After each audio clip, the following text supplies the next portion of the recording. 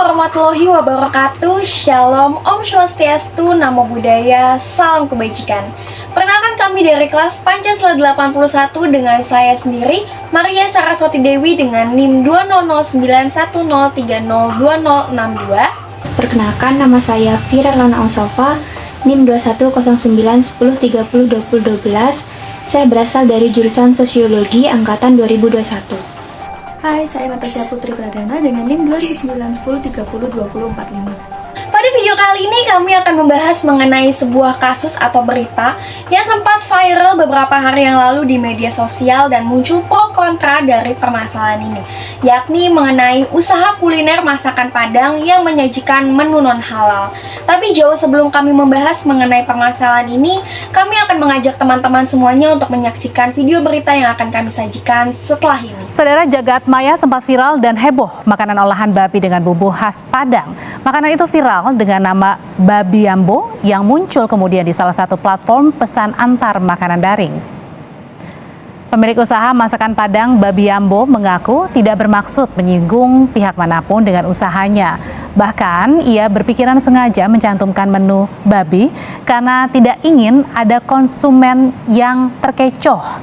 Begitu ya saat membeli dagangannya. Pemilik usaha masakan Padang meminta maaf. Jadi mewakili brand sebelumnya yang disebut Babi Ambo yang pernah beroperasi selama beberapa bulan, ingin meminta maaf yang sebesar-besarnya buat teman-teman atau saudara-saudara saya yang mungkin merasa tersinggung atau mungkin saya berniat seperti melecehkan, tapi sama sekali tidak. Ini pure hanya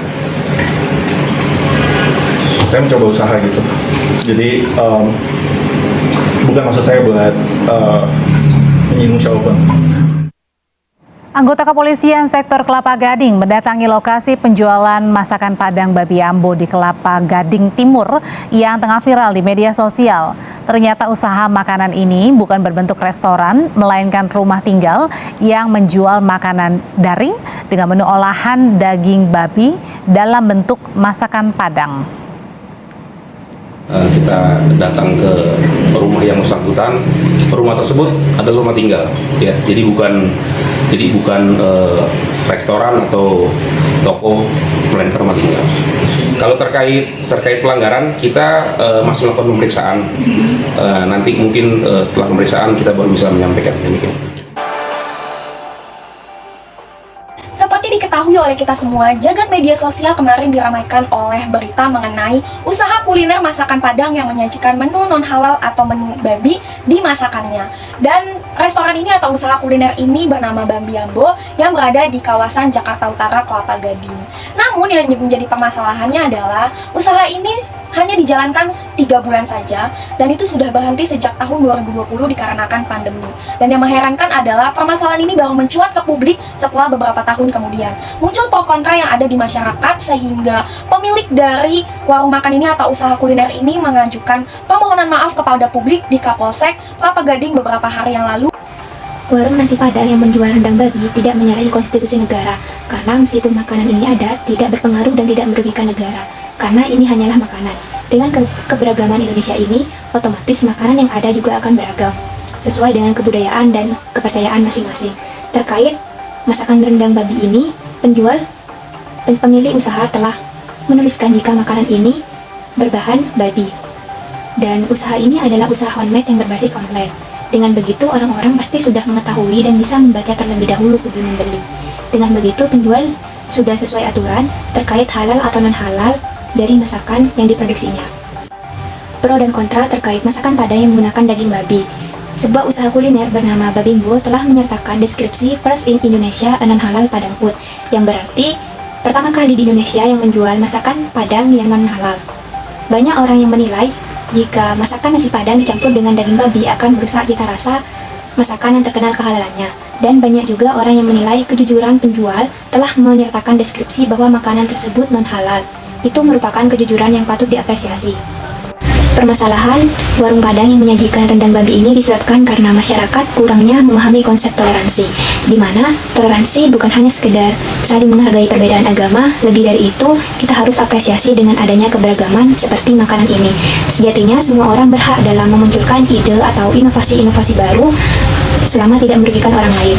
Karena di sisi lain, pemilik usaha ini memulai usahanya yaitu pada saat pandemi, di mana semua orang harus memutar otak bagaimana kita bisa bertahan dalam situasi sulit ini. Selain itu, masyarakat Indonesia masih sangat awam apabila makanan khas Minangkabau yang identik dengan masakan halal dimodifikasi menjadi sajian non-halal, sehingga masyarakat mengalami yang namanya kultur shock yang berakibat kegaduhan terjadi di masyarakat. Terkait permasalahan ini, memang masyarakat Kota Padang, terutama dari suku Minangkabau, merasa sangat tersinggung dan merasa sangat kontra terhadap permasalahan ini. Mengapa demikian? Karena mereka merasa masakan Padang yang dimasak oleh orang Minangkabau asli atau orang Padang asli adalah masakan yang menggunakan resep-resep dari tradisi leluhur, yang dimana itu merupakan tradisi yang lebih dekat dengan syariat Islam. Kemudian terdapat inovasi di masakan Padang dengan menggunakan bahan non-halal, membuat mereka merasa hal ini merupakan termasuk penghinaan. Jadi mereka merasa tersinggung dan merasa kontra terhadap hal ini. Namun berdasarkan penuturan dari koki ahli masak-masakan Padang yang berasal dari Sumatera Barat, yaitu koki Dian Anugrah, menilai bahwa bahan masakan tidak memiliki agama. Jadi baginya tidak ada yang salah dengan rendang yang menggunakan daging babi. Terlebih juga pemilik restoran atau pemilik usaha makanan tersebut sudah melabeli bahwa makanan tersebut tidak halal. Lagi pula saat ini sudah banyak makanan-makanan yang sudah dimodifikasi sesuai dengan lidah Indonesia, yang mungkin ada yang menjadi makanan non halal atau yang menjadi makanan halal. Seperti contohnya makanan-makanan dari Chinese food. Banyak makanan dari Chinese food yang tadinya makanan yang non halal atau mengandung babi atau diolahnya menggunakan bahan-bahan non halal, tetapi ketika sampai di Indonesia dan dikonsumsi oleh masyarakat Indonesia, menu tersebut dimodifikasi tetapi tidak menghilangkan cita rasa dari Chinese foodnya itu sendiri, tetapi dimodifikasi supaya makanan tersebut bisa dikonsumsi oleh semua orang atau semua kalangan. Jadi tidak ada batasan untuk mengkonsumsi makanan tersebut. Jadi menurut kami permasalahan ini memang tidak terlalu harus digembar-gemborkan, karena memodifikasi makanan sesuai dengan syariat dan juga aturan hukum di Indonesia tidak ada salahnya selagi makanan atau pemilik usaha tersebut tidak melanggar konstitusi atau hukum negara. Bagi orang Muslim, ketentuan mengenai informasi halal tidaknya suatu produk merupakan hal yang sangat penting karena menyangkut pelaksanaan syariat. Oleh karena itu, penting bagi Indonesia yang masyarakatnya mayoritas Muslim menjamin hak masyarakatnya untuk mengetahui halal tidaknya suatu produk. Menyangkut UU Perlindungan Konsumen, apakah dimungkinkan bila sertifikat halal atau pemberian informasi tentang produk dapat disebutkan atau dijelaskan halal tidaknya suatu produk tersebut? Terkait dengan kehalalan suatu produk, menurut Undang-Undang Nomor 8 Tahun 1999 tentang Perlindungan Konsumen hanya mengatur bahwa pelaku usaha dilarang memproduksi dan atau memperdagangkan barang dan jasa yang tidak mengikuti ketentuan produksi secara halal sebagaimana pernyataan halal yang dicantumkan dalam label. Sedangkan yang dimaksud dengan produk halal dalam produk yang telah dinyatakan sesuai dengan syariat Islam. Pada dasarnya, produk yang masuk, beredar, dan diperdagangkan di wilayah Indonesia wajib bersertifikat halal. Jadi, jika produk yang dijual tersebut adalah halal, maka wajib bersertifikat halal. Namun, ada pengecualian bagi pelaku usaha mikro dan kecil atau UMK. Bagi pelaku UMK, kewajiban bersertifikat halal didasarkan atas pernyataan pelaku UMK yang dilakukan berdasarkan standar halal yang ditetapkan oleh Badan Penyelenggara Jaminan Produk Halal atau BPJPH.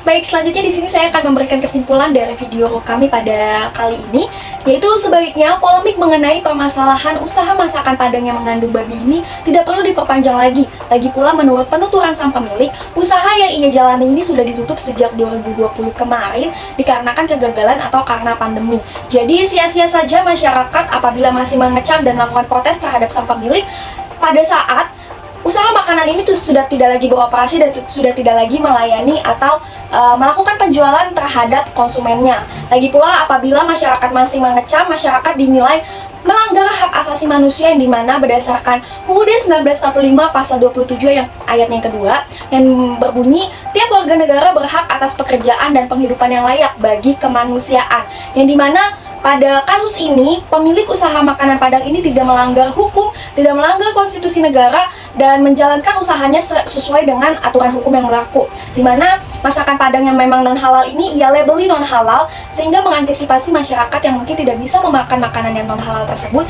untuk tidak membeli barang yang ia jualkan. Sehingga permasalahan ini apabila masih dilanjutkan maka melanggar hak asasi manusia. Jadi untuk masyarakat bisa lebih hati-hati lagi dalam menilai suatu masalah yang berhubungan dengan sara atau suku, agama, dan juga ras agar tidak terjadi lagi kegaduhan dalam masyarakat seperti yang terjadi di dalam kasus pada usaha makanan Padang yang mengandung babi ini. Sekian dari kelompok kami harap video yang kami buat dapat memberikan pencerahan kepada teman-teman semuanya, dan juga kami mohon maaf apabila video yang kami buat terdapat kesalahan kata sehingga menyinggung teman-teman semuanya. Akhir kata saya ucapkan terima kasih. Assalamualaikum warahmatullahi wabarakatuh. Shalom, Om Swastiastu, Namo Buddhaya, salam kebajikan.